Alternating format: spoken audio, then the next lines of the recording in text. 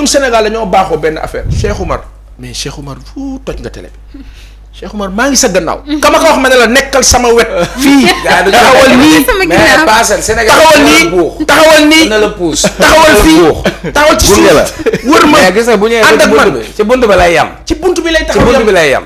léegi nag bu yemee ci buntu bi. bu yemee ci buntu bi.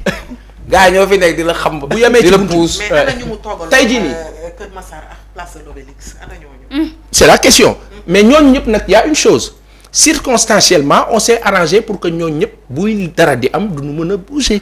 duñu mën a jóg duñu mën a def ça aussi état bu am doole da def. mais paasan xam nga ni nga ko comprendre soo ko waxee nii sax nit sax du ko gars yi walal seen plan teg seen stratégie lépp luy velléité de résistance ou d'opposition. oui ñu def xam nga man je ma naan balaa ñu def liquidation politique am dañoo commencé def démantèlement.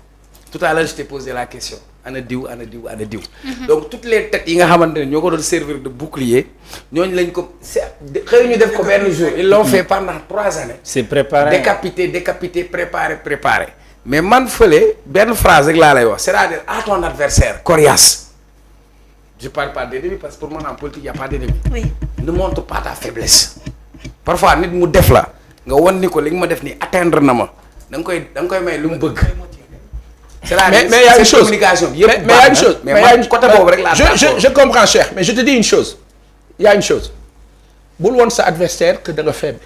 voilà mais sauf que ton adversaire constate que tu es faible. bah c'est ça. c'est-à-dire qu'aujourd'hui sa adversaire c'est-à-dire que fi ngay toog naan bul woon sa adversaire dama faible parce que tey comprendre naa Cheikh dans le sens où il faut que ñiy takk ci Ousmane képp ku siy génn di wax ñu sentir ne vous êtes toujours sur le combat je le comprends. Oui. Mais sauf que il s'agit pas que Ousmane wala ñu wër Ousmane nekk ci combat bi c'est à tous les Sénégalais d'être sur le combat. Exactement. Maintenant tous les Sénégalais ils sont où comment ils se comportent soo toogee di xeex dara ña war a xeex ña tax ngay xeex ñëpp toog lëlu seen kër.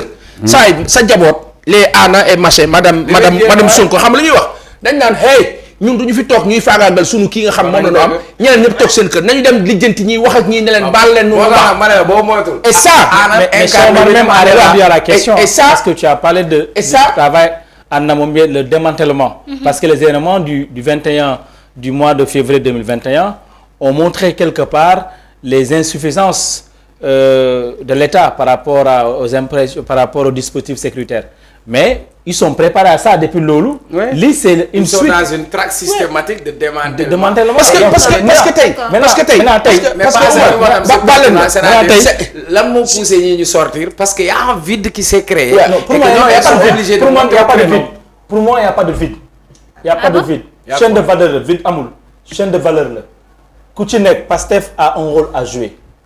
JPS a un rôle à jouer. Magu Pastef am nañu rôle. ñoom ñëpp si Pastef lañ nekk. maa ngi ñëw non je sais am entité la maintenant boo à un moment donné c'est la famille qui prend le relais. non c'est stratégie tey après les stratégies tey non c'est pas un vide. xam nga vide bi mooy tey ñii nar a xeex ana ñu on parle de 1000 détenus. Omar injustement quelquefois arrêté. Omar xam naa ne da ngay tëj mais damay wax benn affaire jotaay beeg jafe-jafe bi xeex bi du xeex parti. xeexu ñëpp la Cheikh Oumar yow c'est-à-dire il faut ñu comprendre que enjeu yi ça dépasse le Pastef te foofu la ñu juumee. c'est pas un il y a eu c'est-à-dire tout ça dépasse c'est-à-dire que c'est un problème de principe. par rapport à tout ce pays là tey Ousmane Sonko li ko dal nii du waa Pastef ñoo war a jóg wax wala kenn sénégalais yi ñoo war a jóg xam ni sama réew moo ne ci danger. maanaam kenn warul seetaan. léegi nag ci biir loolu ci la Guy Marius Sagna ak ña mu àndal ne dañuy def marche pacifique préfet bañal leen ko marche pacifique nag boo koy jëkkee bañ di ko bañ nit ñi moom yaa ngi leen di gën di pousse tout le temps et pousse boobu danger la foofu la ñuy waxee ne état bi warul taxawee noonu état bi nag ci biir loolu aussi malheureusement et ce qui fait mal mooy où sont les régulateurs sociaux. tous les régulateurs sociaux ñoo sont comme soit dañu ragal a wax wala dañu nekk complice wala boog dañ ne suñu yoon nekku ci.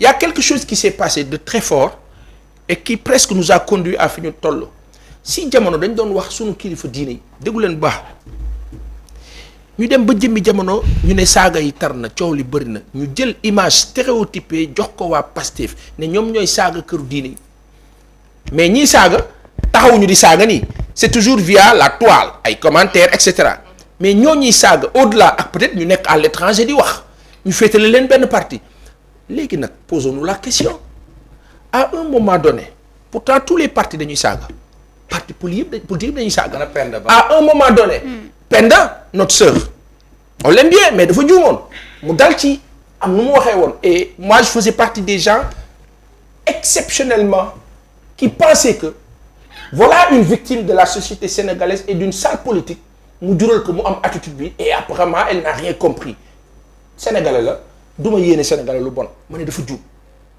mais le drame mooy autorité bi ñëw nag après valoriser ko dans le sens de ba pare di def discrimination contre d'autres personnes mu jur jaxasoo après ñuy dem fenn fan ñu jël Sénégal yóbbu ñu ci sunu ay kilifa diine dañ leen di wax lu ñaaw kilifa diine yooyu état bi ak seen ay complices di demaat ci ñoom nan leen gis ngeen de ñee la de jaxase leen nag ñooñu.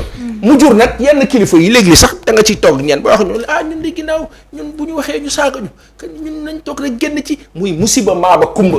musiba boo xam ni jur na nag tey leneen mooy taalibe bi gëmoon sëriñam commencé di weddi sëriñam et c'est un autre danger encore après mu juraat lan sénégalais yi commencé di démystifier seen ay këru diine beneen danger ruubekat bi nga xam ne nag dafa bëgg réew mi pëccëxoo li ci dox nag pour muy gën a tar.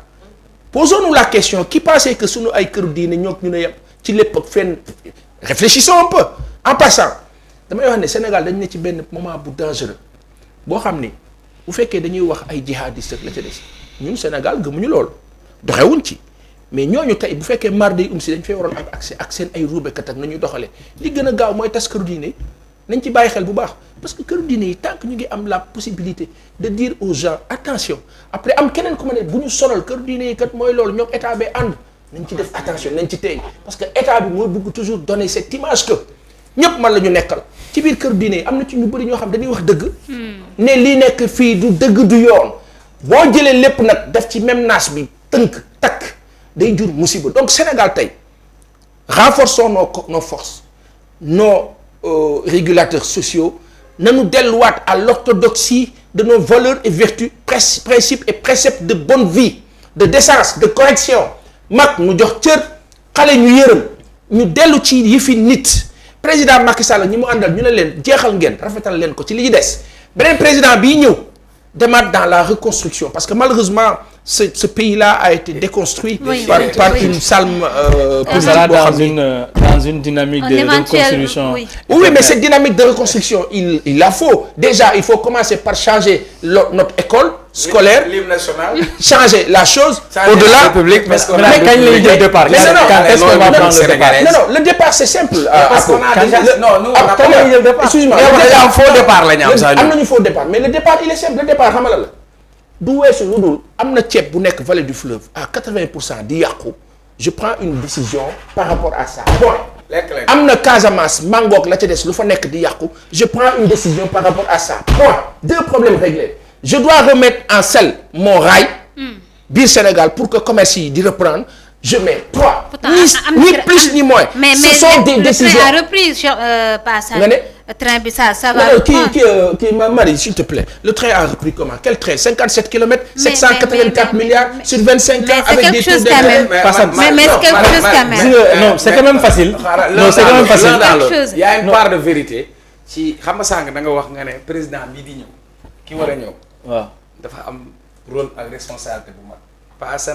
Lamine baal ma de waxtu wi jeex na mais xam nga ñi ma fi dajale man maa sa bopp tey man dajale fi nous sommes passionnés du débat. Oui. Parce que nous aimons notre pays et nous voulons donner une refondation.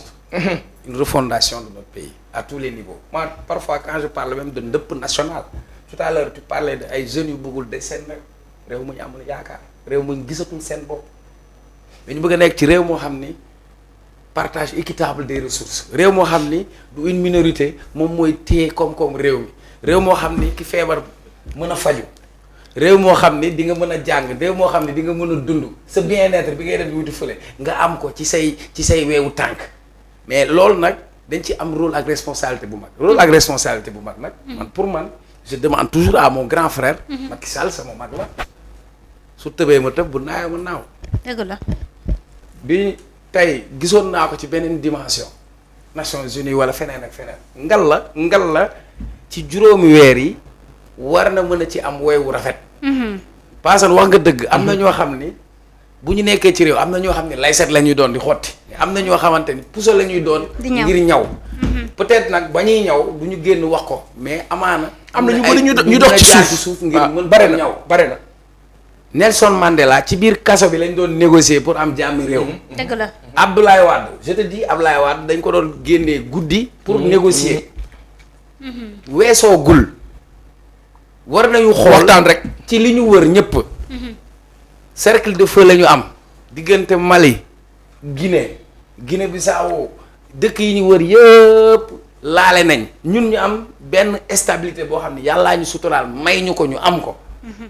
maa lay wax keroog soo waxee Omar teg ci Mendy nit ki koo ko wax sax da lay njëkk a xool ba pare. ça prouve que.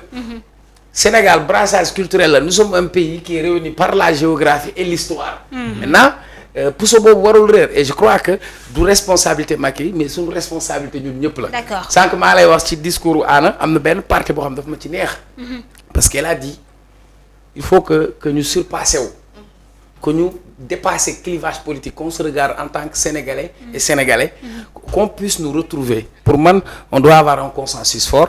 Maintenant, le chantier est très grand, la responsabilité est très grande. Hassan, il faut bâtir le Sénégal du futur, mais pour bâtir le Sénégal du futur, il faut investir dans le capital humain, dans l'humain. Voilà. Dañu defaraat nit ki dañu tabax ay infrastructures. tabax dëkk mais dañoo raté fi ñuy tabaxee nit ñi. merci beaucoup. voilà 19 on heures a pile les hommes, voilà am nañu ay nit. oui on a une Je pense petite que minute parce que suñu waxtu jeex na. Barack Obama lu mu wax ni il faut plus d'institutions.